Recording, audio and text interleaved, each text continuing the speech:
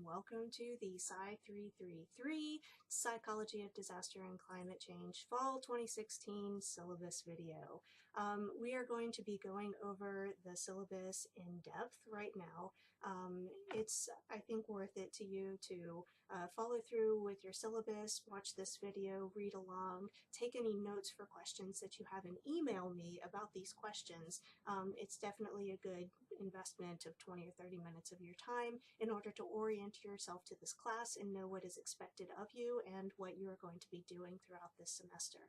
So, first of all, you will see at the top of the syllabus, which I'm assuming you have open in front of you at this point, my contact information, which is a lie. It is a lie, at least for the first couple of weeks of the semester. That is to say, Lewiston Hall in Bangor campus is under renovations and it hasn't opened yet from the summer like it was supposed to. So I do not have an office at this time.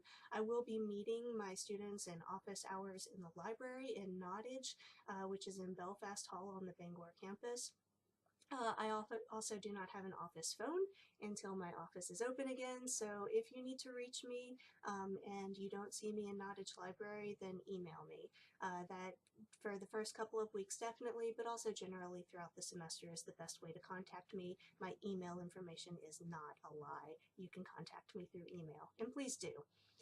We can also schedule Google Hangouts at any point, so if you want to talk to me more in depth, but we are far away from each other, we have the internet and we can use it. Also, I'm going to be traveling to other sites and centers periodically into the Augusta campus, and I will try to make a note on the announcements page ahead of time so that if anyone wants to see me in person and they happen to live near one of these other sites that I will be at, that we can make that happen. So keep an eye on the announcements page of our Blackboard site as well. So the text for this course, we have Natural Hazards, Earth's Processes as Hazards, Disasters, and Catastrophes by Keller and DiVicchio. This is going to be a text that we are looking at in Module 2. And the approximate dates for using this text are September 12th through September 25th. The deadline for all of the assignments for this module is September 25th. So definitely make sure you get this book early on into the semester because we're going to be starting to look at it in just a couple of weeks. Additionally, we have Climate Change. This is a graphic novel that we are going to be reading in Module 3. The approximate dates for this are September 26th through October 16th. The deadline for this module is October 16th, so definitely make sure you have this text by that time. Climate Change is also the book for our academic theme this year. So you're going to be seeing Climate Change, this graphic novel, around campus and popping up in different talks and lectures and maybe even in some of your other classes throughout the year. So keep an eye out for that. All of your other readings are going to be available on Blackboard, so Blackboard is your new best friend. Stay with it and spend lots of time with it. So the course description that you see underneath here is that you're going to be learning about the human dimensions of disaster and climate change, and this includes and specifically focuses on the psychology of disasters and climate change. At the end of this course, I want you to be able to understand the major sciences, the physical sciences, the social sciences of disaster and climate change, and talk about the specific psychological factors that influence the way we think about, the way we feel about, the way we make decisions about, and our behaviors regarding disasters and climate change. And this is us as individuals, as community members, as family members, as citizens of the world, but also us as professionals. You are in the process of becoming professionals in your career, and think about how these topics overlap with what it is you intend to do with your life, because let me tell you, they will overlap. You'll definitely be convinced of that by the end of this semester. I also want you to be able to think about and talk about the differential impacts that we experience as human beings based on the different places we live, the different status and power we have within our social hierarchies, because climate change and disaster do not affect everyone equally, and we'll be looking into this as well. So our grading scheme, you will see down at the end of the page, we have 7 different pockets, I guess, pieces of this semester. The first is Climate Madness. I'll be talking about this just a little bit more in a few minutes. This will have deadlines periodically throughout the semester, and it is worth 10% of your final grade. After that, we have 6 different modules, and each module is worth 15% of your final grade. So follow that around. Each module will kind of follow through the semester, and we'll have one final deadline for all pieces within that module. September 11th, 25th, October 16th, November 6th, and 27th, and then finally December 11th. And those are the pieces you'll be doing. On page 2, you will see the learning outcomes. I'll let you go through those. It kind of follows through a bit more detail of what I was talking about with the course description. And I want to direct your attention next to our class policies, and particularly the workload policy. You will work a lot in this class. You will. And honestly, the more work you put in, the more you're going to get out of it, and the more you'll find yourself understanding and being prepared. You'll get more invested in this topic the more work you put into it. That being said, if you find yourself putting in lots of hours, the expected number of hours and then some, and you still feel like you are falling behind, please come and talk to me, because you are not meant to be spending 30, 40, 50 hours a week on this topic. Unless you just want to, that's totally fine. But if you're trying to keep up and you can't, talk to me. We'll figure this out. There is a high level of reading in this course. There's a lot of reading. But this is not the type of reading that you would do in classes where you have one textbook and you are expected to learn everything that is within that textbook. I don't expect you to read deeply everything that we have in this course. I don't want you to try to understand and absorb every single word, every single concept, and every detail, every new vocabulary word, everything that you've never seen before. You're not going to understand it all, you're not going to get it all, and you're not going to learn it all and remember it all in this one go. What I do want you to do is read through relatively quickly in order to extrapolate knowledge and absorb what is out there in the world. Some of it is going to align very well with who you are as a person, who you are as a professional, as you are developing your professional capacities. Some of it is going to be wholly separate from what you do in your life and what you are ever going to need to know about.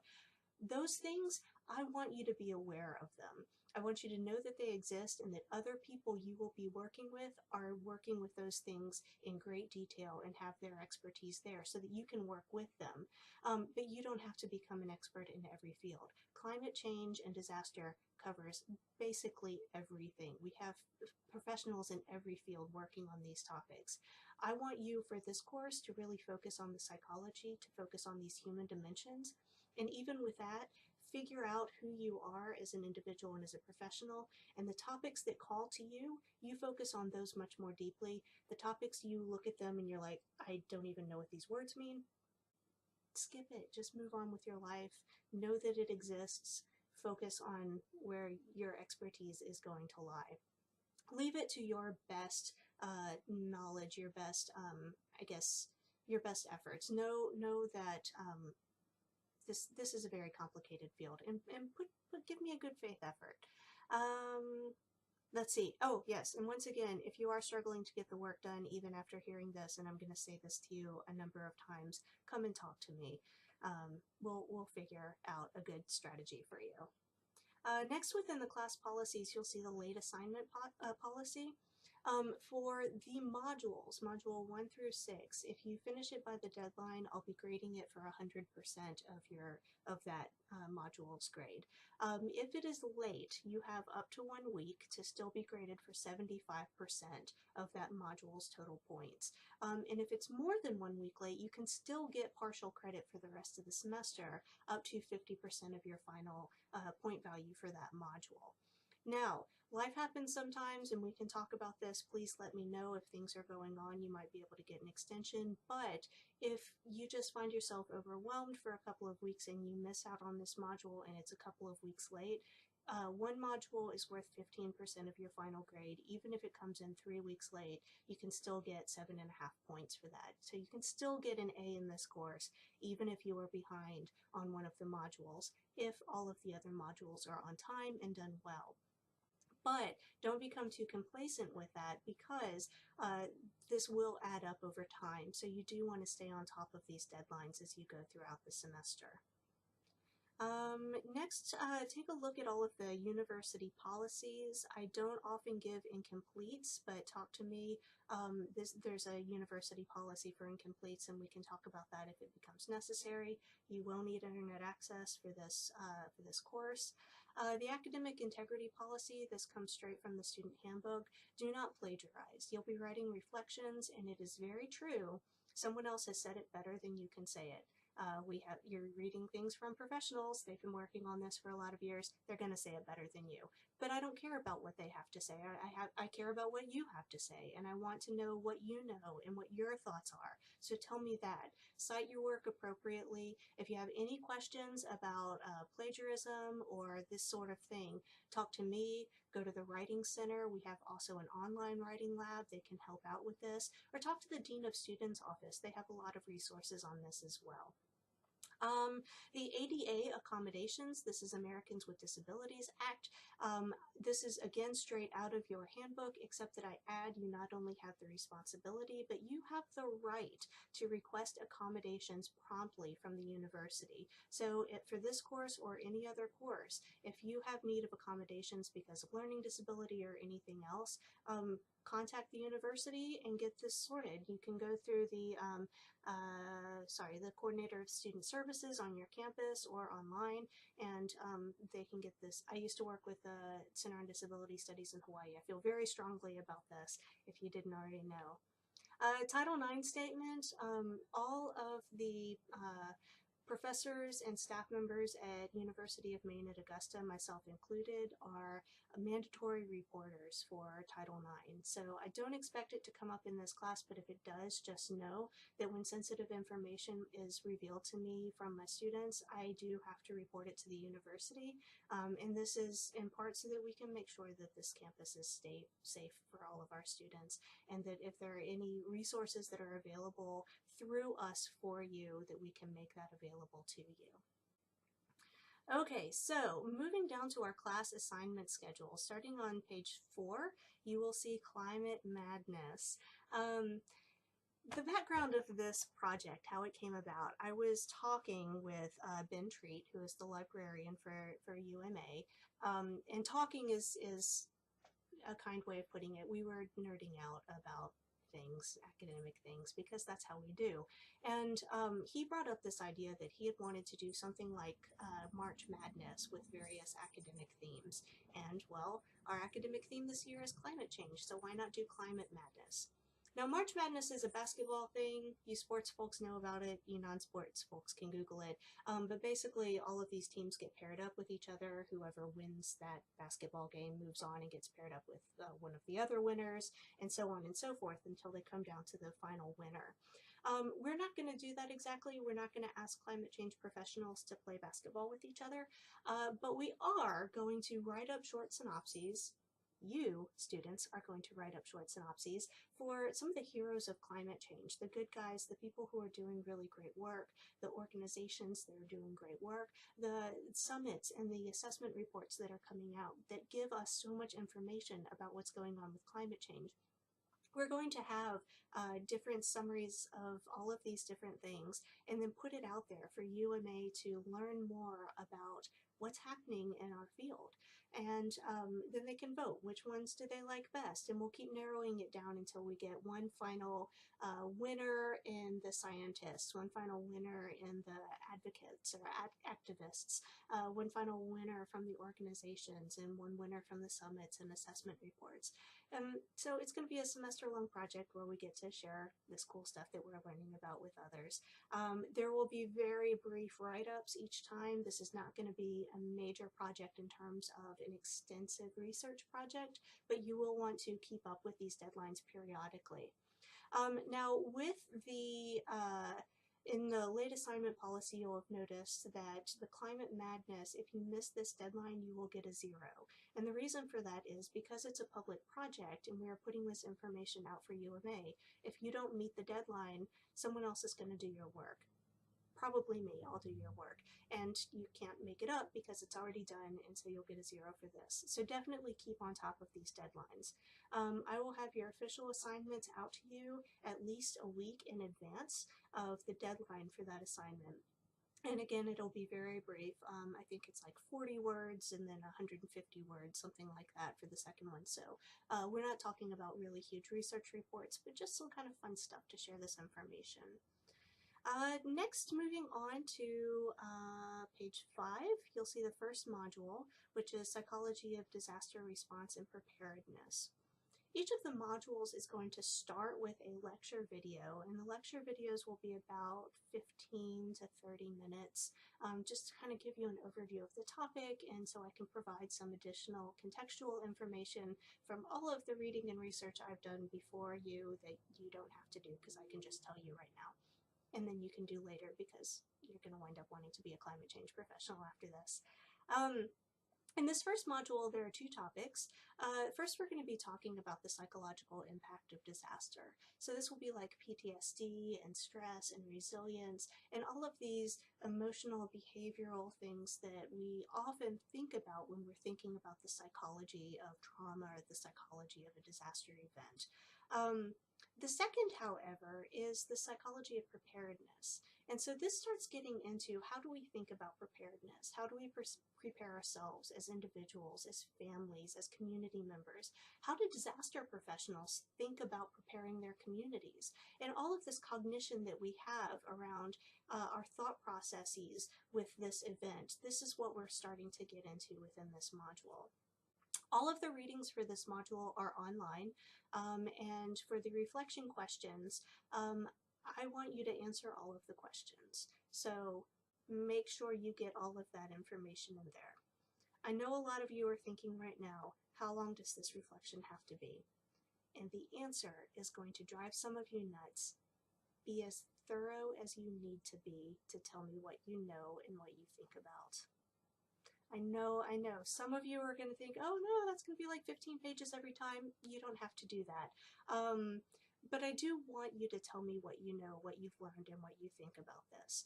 I've had some students before say, I didn't want to be repetitive because you already know this stuff, and it's true. I do. I have a PhD in this. I've been studying it for a lot of years, but I want to know what you have learned from this module, and so tell me that. Take as much space as you need to do that, to tell me what is new to you or what you've learned, what you think about it, and how it applies, and no more space than that. This will usually be a few pages. Some of you are very brief and you can say things quite quickly. Some of you are very wordy, like me, and you'll need more space, and all these things are fine. I will let you know.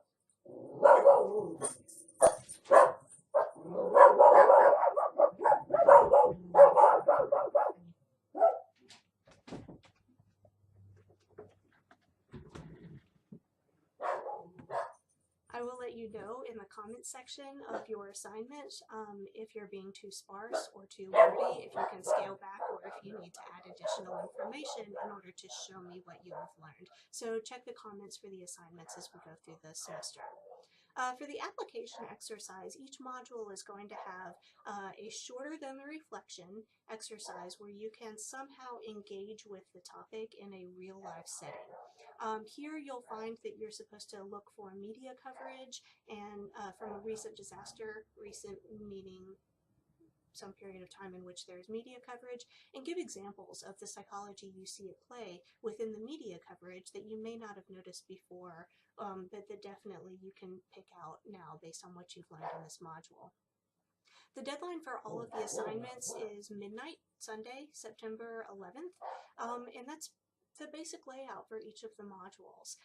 You'll have the video, the readings, the reflection, and the application, and do it by the deadline. Moving into Module 2 on page 6, this is Disaster Response by Citizens and Professionals, and here we're starting to get into the more nuanced psychology that permeates all of psychology, all of our decisions, our behaviors, our understandings and our misunderstandings, so many misunderstandings, our rational planning and our irrational responses to the experience of disaster. The text here is the book Natural Hazards that you have to purchase for this course, plus one short article that will be available online. And again, we'll have the reading reflections and the applications, and again, tell me what you think and tell me what you know. For Module 3, we're starting to move into climate change now, and this is the human dimensions, but specifically we're looking at the physical sciences and how that physical sciences overlap with humanity, with the people that live here on this planet. You're going to be reading the book Climate Change, the entire book. This is a graphic novel. The science is sound. It really does cover a great deal of information about it. And so this will be your opening to understanding about climate change. This, like I said, is the academic book, or the book for the academic theme for UMA this year. I also have for you to read the executive summary of the IPCC 5. This is the Intergovernmental Panel on Climate Change 5th Assessment Report. But this is the executive summary for Working Group 2. And Working Group 2 is focused on the impacts of climate change on human societies, but also on natural systems. And I just want you to read the executive summary. If you read it after you read the book Climate Change, you'll already be familiar with a lot of the information that's there, and vice versa if you read it in the other order. I also have an additional reference for your perusal.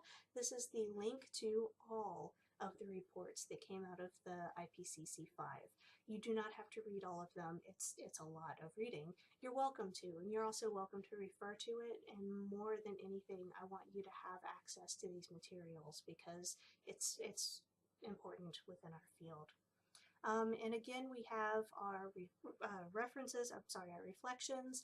The application here is focused on information versus misinformation. Like I said, there's a lot of misinformation out there, and I want you to start kind of parsing through where does our information come from in our news media. In Module 4, we are starting to look at the psychology, the psychological sciences of climate change. And we're getting into basically what do we know within the field of psychology and where can we go from here. And it's a new field, we're building it currently, and so you get to be a part of that now. Welcome. Module 5, we are looking at the differential impacts, vulnerability, and preparedness by population, location, and demographic factors. And what this basically means is that climate change impacts us currently and will continue to impact us into the future differently based on a lot of different factors. Some of these factors are just happenstance, where we happen to live in the world and what is happening to the climate there. Some of it has to do with power and our ability to have status and options and resources within our societies. And these things are different for different people. And we're going to be looking at all of this in Module 5. And Module 6 is kind of a fun one to close with because it's looking at number 1, why, given that climate change is a fact, that climate change is treated like a political opinion in our country. But also legitimately, given all of our diversity in the world, how do people look at climate change differently from each other? And it's kind of a fun way to think about like all of these different issues that we've been talking about throughout the semester and tie them all together. So this is going to be a really fun class. It's also going to be heart-wrenching at times. Some of these are very powerful topics, and you'll feel it within you as we're moving forward. Now, I don't mean to overstate this, and I don't want to sound conceited about the power of my class in your life or anything like that, but I do firmly believe that you will come out of this class a much more knowledgeable and better citizen of the world for learning about these things and interacting with this subject matter. Moving into this field has certainly changed my life greatly, and I do sincerely hope and believe that it's going to change your life as well. So let me know if you have any questions. I hope to hear from you soon.